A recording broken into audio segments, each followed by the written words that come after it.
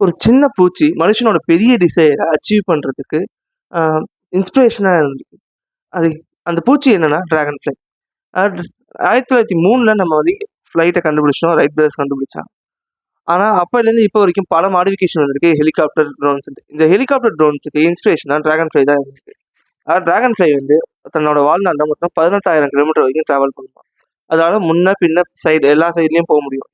அதுக்கு பெரிய உதவியா எது இருக்குன்னா, அதோட விங்ஸ் தான். அதுக்கு வந்து மத்த பூச்சிங்க மாரி இல்லாம 2 பேர்ஸ் விங்ஸ் இருக்கும். அதாவது 2 ஆ 4 விங்ஸ் இருக்கா மாரி இருக்கும்.